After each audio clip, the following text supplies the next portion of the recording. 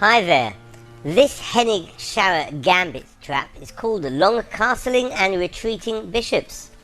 d4 and d5, the queen's gambit with c4, to which black declines with the orthodox defense e6, knight c3, and black plays the Tarrasch defense now with c5. C takes on d5 is met by taking on d4, but rather than capture, queen takes on d4. A check is thrown in first, queen a4, where the bishop interposes to d7, now queen takes on d4. E takes on d5, and queen takes on d5, and knight c6. So black has come out of the opening, a whole pawn down, and it's difficult to see immediately what compensation black has got. However, a deeper analysis will reveal that black's pieces get involved very quickly into the game, with the knight coming to f6, and black intends to castle long with the rook, causing mayhem along the d file. In previous videos we've explored and studied bishop to g5 and also the move knight f3 in this position for white. Here we're looking at the move a3, which takes away the important b4 square for black. Knight f6 indeed sends the queen back to d1. Bishop c5 is met by knight to f3 and queen e7, where black intends to castle long. White plays e3 and long castle is met by bishop d2, developing the bishop and shutting off the attack or the potential attack of the rook against the queen. And black plays a prophylactic move, king b8, very sensible, getting the king off of the c file.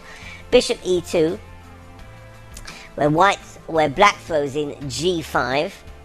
That pawn wants to head for g4, and it can't really be captured with knight takes on g5, because rook h g8 is gonna get at least a pawn back for black with a very active position. Instead, b4 is thrown into the mix, hitting the bishop, sending it back to b6, and now knight a4, again hitting the bishop on b6, which retreats back to c7, and white's knight sits pretty on c5. g4 hitting the knight on f3, which has to run. No time or place for knight takes on d7. That's going to be losing in all variations. Knight takes d7 check, because after rook takes on d7, the knight on f3 still hanging.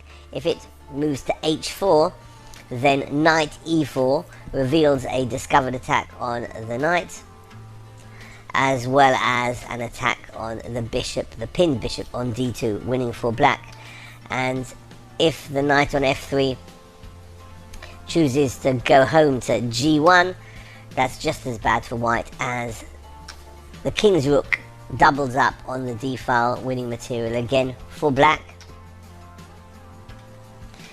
So white has to run with the knight on f3 immediately. Knight h4, and in all honesty and objectively speaking, it's been more or less equal up till this point, but black has a much more natural and fluid game, and white has to struggle to find the moves that lead to equality.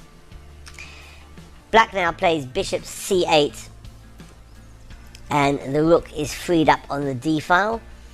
White can just about hold the position with a move now like g3, but it looks ugly, and if white chooses to castle, then it's game over, as black has the simple tactic queen to d6, threatening mate on h2, as well as queen takes on d2, winning the bishop. So this has been the long castling and retreating bishops trap in the Hennig Scharra. Thanks for watching. Bye bye.